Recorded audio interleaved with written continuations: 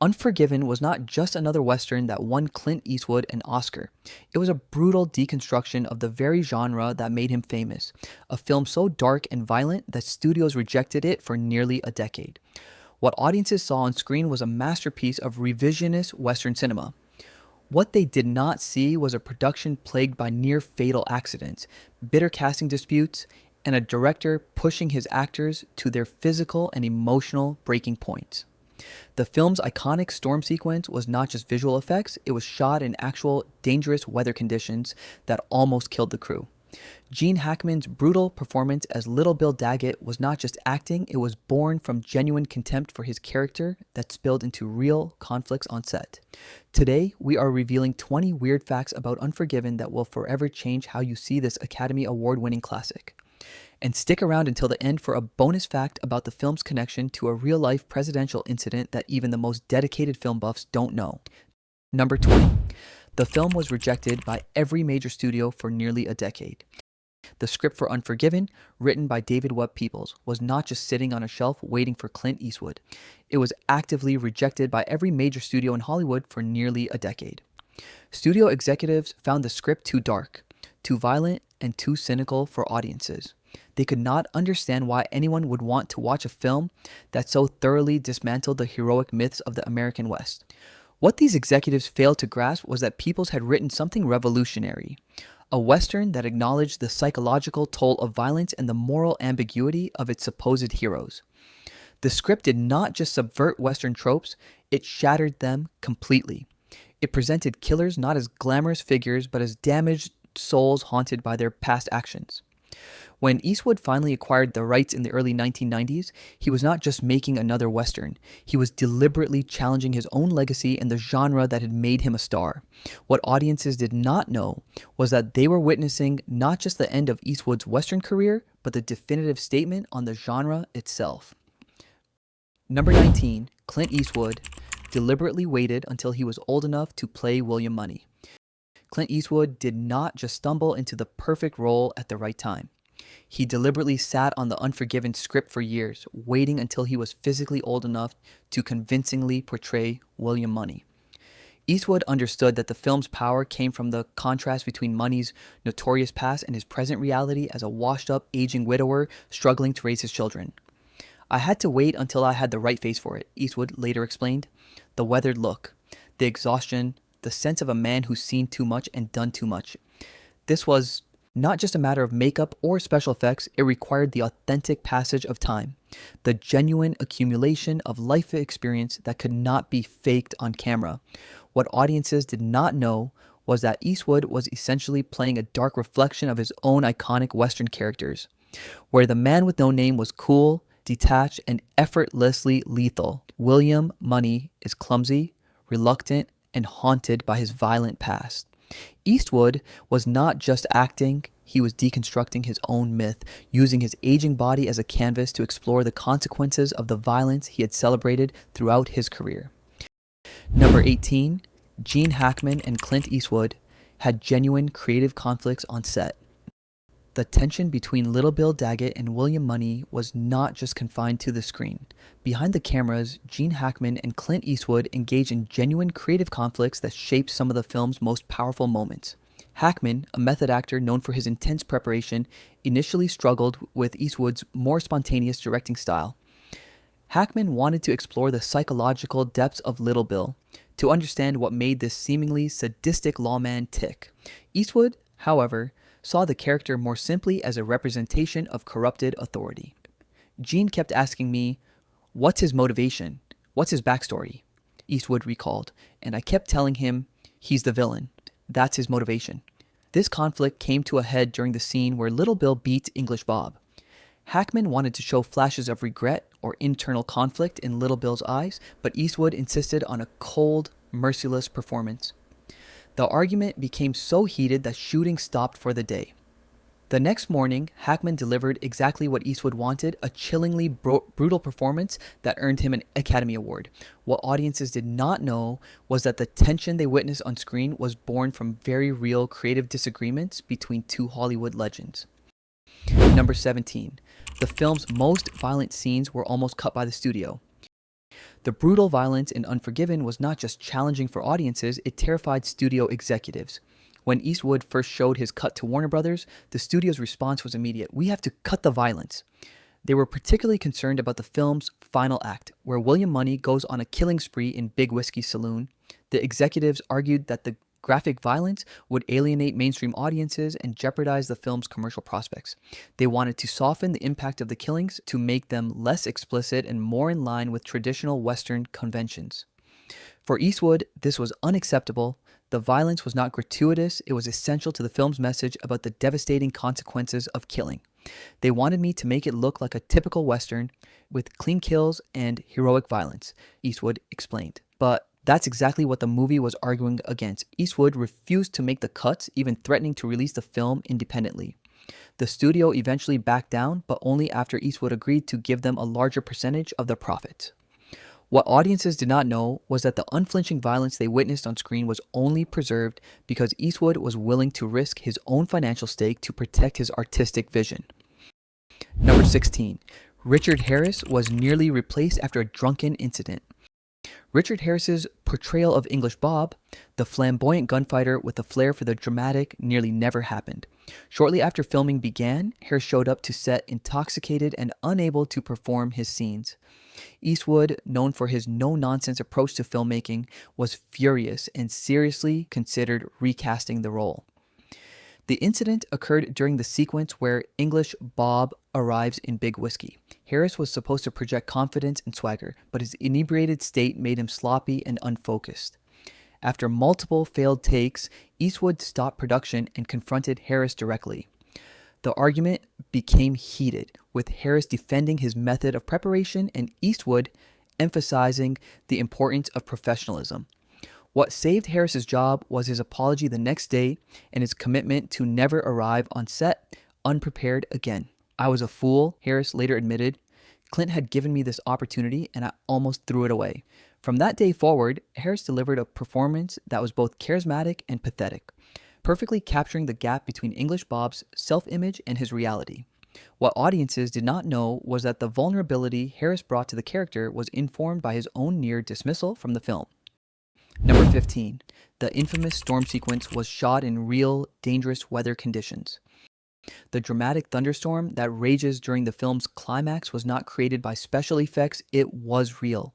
Eastwood, determined to capture authentic atmosphere, insisted on shooting during an actual storm system that moved through the filming location in Alberta, Canada.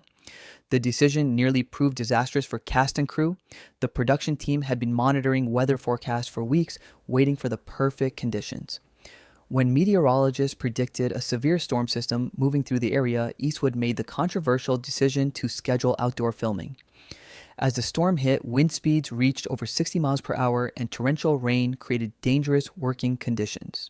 What the cast and crew experienced was not just uncomfortable, it was genuinely life-threatening. Lighting equipment swayed precariously above actors, and the muddy terrain made movement treacherous. At one point, a piece of set decoration broke loose and nearly struck Eastwood himself. Yet, the footage captured was undeniably powerful, with the raging storm perfectly mirroring the moral chaos unfolding in the narrative. What audiences did not know was that the authentic atmosphere they witnessed came at the risk of actual human lives. Number 14. Morgan Freeman's character was originally written as a white man. Morgan Freeman's iconic performance as Ned Logan, William Munny's loyal partner, was not just brilliant casting, it was a significant departure from the original script. In David Webb, Peoples' initial screenplay, Ned Logan was written as a white character. The decision to cast Freeman and adapt the role accordingly added layers of racial subtext to the film that were not present in the original conception. Eastwood recognized that casting Freeman would create a more complex dynamic between the characters, particularly in their interactions with the racist and violent inhabitants of Big Whiskey. The friendship between Munny and Ned became more meaningful, transcending not just the criminal world they inhabited, but also the racial divides of the era. What audiences did not know was that this casting choice transformed the film into a subtle commentary on race relations in America. Ned's status as a black man in a predominantly white frontier town adds another dimension to his vulnerability and ultimately to the tragedy of his death. When Munny seeks revenge for Ned's murder, It is not just about friendship, it is about justice in a world that has denied it to people like Ned. The decision to cast Freeman elevated Unforgiven from a revisionist Western to a profound meditation on American society itself. Number 13. The film's ending was changed multiple times during production. The powerful final scene of Unforgiven, where William Munny stands alone in the rain at his wife's grave, was not the original ending of the film. In fact, the conclusion went through multiple revisions during production, with Eastwood and screenwriter David Webb Peoples debating how to properly close Munny's journey. The original script ended with Munny riding away from Big Whiskey after his killing spree, leaving his ultimate fate ambiguous. Another version had Munny returning to his farm and attempting to resume his life as a farmer, suggesting the possibility of redemption. A third, darker ending showed Munny unable to escape his violent nature, eventually returning to a life of crime. What made the final ending so powerful was its combination of resolution and mystery. Munny's visit to his wife's grave provides emotional closure, but his ultimate destination remains unknown. Is he seeking redemption? Is he returning to his violent ways? The film does not provide easy answers, forcing viewers to sit with the uncomfortable ambiguity. What audiences did not know was that this perfect balance was only achieved after extensive debate and revision, with Eastwood ultimately recognizing that the most powerful ending was one that honored the film's complex moral vision. Number 12. The film's budget was considered risky for a Western in the early 1990s. The $14 million budget for Unforgiven might seem modest by today's standards, but in 1992, it was considered a significant gamble for a Western. By the early 1990s, the Western genre was largely considered box office poison, with few recent entries achieving commercial success. Studios were reluctant to invest substantial sums in a genre that seemed to have fallen out of favor with audiences. Eastwood had to fight to secure the budget he needed, with Warner Brothers questioning whether the film could recoup its costs. The studio suggested cutting corners on production values, reducing the scope of the sets, and limiting the expensive location shooting in Alberta, Canada. Eastwood refused, arguing that the film's authentic look was essential to its impact. What the studio failed to recognize was that Unforgiven was not just another Western, it was a prestige film with the potential to attract adult audiences who had abandoned the genre. Eastwood's reputation as a bankable star and director helped secure the necessary funding, but only after he agreed to defer part of his salary in exchange for a larger percentage of the profits. What audiences did not know was that the rich visual texture of the film, the sweeping landscapes, the detailed town of Big Whiskey, the authentic period costumes was only preserved because Eastwood was willing to put his own money on the line. Number 11. The actor playing the Schofield kid was intensely afraid of horses. The irony was not lost on anyone on set. The actor playing a cocky young gunfighter in a Western was terrified of horses. James Wolvett, who portrayed the Schofield kid, suffered from a genuine phobia of equines that made his performance all the more remarkable. Behind the scenes, Wolvett struggled with his fear, often requiring extensive preparation before mounting his horse for scenes. Eastwood, aware of Wolvett's phobia, used it to his advantage, channeling the actor's real anxiety into the character's youthful bravado. The kid's constant talking and posturing, his insistence on his deadly reputation, can be seen as overcompensation for the very real fear that Wolvett experienced on set. This psychological depth was not written into the script, it emerged from the intersection of actor and character. What audiences did not know was that some of the kid's most convincing moments came from Wolvett's genuine discomfort. The scene where the kid practices his quick draw alone in the wilderness captures not just a character honing his skills, but an actor confronting his deepest fears. When the kid finally kills a man and is visibly shaken by the experience, Wolvett's reaction transcends acting, tapping into a vulnerability that made the character unexpectedly human and sympathetic. Number 10. The film's famous line, "I have killed women and children," was ad-libbed by Eastwood. One of Unforgiven's most chilling moments, when William Munny declares, "I have killed women and children, I have killed just about everything that walks or crawled at one time or another," was not in the original script. The line was entirely ad-libbed by Clint Eastwood during filming, adding a dark depth to Munny's character that surprised even the screenwriter. The scene takes place in the saloon after Munny has learned of Ned's death. As he confronts the patrons and deputies, Eastwood delivered the improvised line with such matter-of-fact coldness that it sent a shock through the cast and crew. David Webb Peoples, the screenwriter, was on set that day and later admitted that Eastwood's addition was more powerful than anything he had written. The line became pivotal to understanding Munny's character not as a hero with a dark past, but as a man who has committed unspeakable acts and is now reclaiming that identity. What audiences did not know was that this moment of improvisation crystallized the film's central theme, that violence is not glorious or romantic, but devastating and dehumanizing. Eastwood was not just playing a character. He was delivering a profound commentary on the very genre that had made him famous. Number 9. The film's cinematographer almost quit due to Eastwood's unconventional methods. Jack N. Green, the cinematographer for Unforgiven, almost walked off the set multiple times due to Eastwood's unconventional filming methods. Eastwood, known for shooting few takes and moving quickly through scenes, often frustrated Green's desire for more meticulous lighting setups and camera work. Their creative clashes created tension behind the scenes that nearly derailed the film's visual vision. Green, a longtime collaborator with Eastwood, was accustomed to the director's efficient approach, but Unforgiven required a more nuanced visual style, one that could capture both the harsh beauty of the Western landscape and the moral darkness of its characters. Eastwood wanted natural lighting and a documentary-like feel, while Green argued for more controlled lighting to create emotional resonance. The conflict came to a head during the scene where Little Bill beats English Bob in the rain. Green wanted to use complex lighting to highlight the brutality of the moment, but Eastwood insisted on a simpler, more naturalistic approach. After a heated argument, Green threatened to quit, but Eastwood convinced him to stay by agreeing to compromise on certain shots.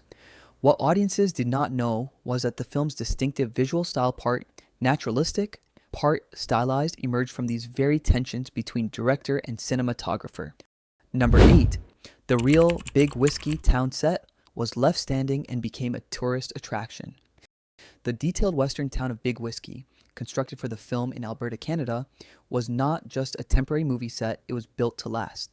After filming concluded, instead of dismantling the set as is typical in film production, the decision was made to leave it standing. Today, it remains as a popular tourist attraction, allowing visitors to walk the same streets where William Munny confronted Little Bill Daggett.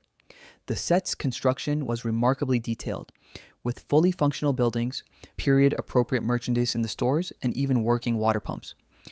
Eastwood insisted on this level of authenticity, believing that it would help actors immerse themselves in their roles and create a more convincing world on camera. The attention to detail extended to the smallest elements, from the wanted posters on the walls to the bottles behind the bar. What audiences did not know was that this commitment to authenticity created a tangible piece of film history that continues to exist long after the cameras stopped rolling.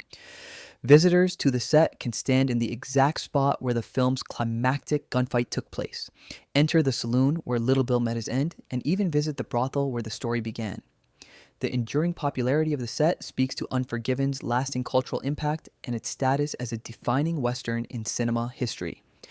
Number 7. The film deliberately avoided classic Western tropes until the climax.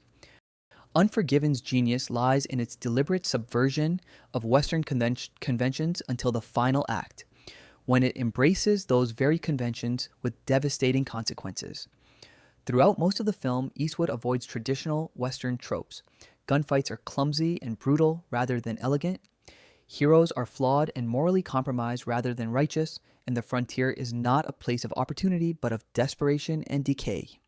This deliberate avoidance makes the film's climax all the more powerful, when William Munny finally transforms into the classic Western hero, single-handedly defeating multiple adversaries in a saloon gunfight. It is not triumphant, but horrifying. The audience has been conditioned to see violence as ugly and destructive, so when Munny suddenly becomes the embodiment of the classic Western hero, the effect is deeply unsettling. What audiences did not know was that this structural approach was carefully calculated by Eastwood and screenwriter David Webb Peoples. They wanted to lull viewers into expecting a revisionist Western that completely rejects genre conventions, only to embrace those conventions in the final act to reveal their disturbing implications. The result is a film that not only deconstructs the Western myth, but also forces viewers to question why they find violence entertaining in the first place. Number 6, the film's premiere was delayed due to the Los Angeles riots. Unforgiven's scheduled premiere in Los Angeles was unexpectedly delayed due to the 1992 Los Angeles riots that erupted following the acquittal of police officers in the Rodney King beating. The timing was ironic, as the film explores themes of violence, justice, and moral authority issues at the heart of the real-life crisis unfolding in the city. The premiere, originally planned for late April 1992, was pushed back as the city grappled with widespread violence, looting, and civil unrest. Movie theaters in many affected areas closed temporarily, and the studio decided it would be inappropriate to launch a film, especially one dealing with violence and its consequences, while the city was experiencing such turmoil. What audiences did not know was that this real-world violence added an unintended layer of relevance to the film's exploration of vigilantism and the cycle of violence. When Unforgiven finally opened in early May 1992, it did so to a city and country freshly confronted with the devastating consequences of violence in the real world. The film's message that violence is not clean or heroic, but messy and destructive resonated with particular power in the context of the recent events. Number 5, the film's score deliberately avoided traditional Western music. Lenny Niehause's musical score for Unforgiven deliberately avoided the conventions of traditional Western film music. Instead of sweeping orchestral themes and folk-inspired melodies typical of the genre, Niehaus created a more restrained and melancholic score that reflected the film's dark, moral landscape.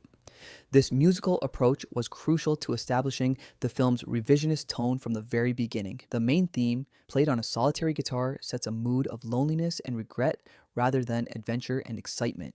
Throughout the film, the score avoids heroic fanfares, instead using sparse instrumentation and minor keys to underscore the emotional weight of the characters' decisions.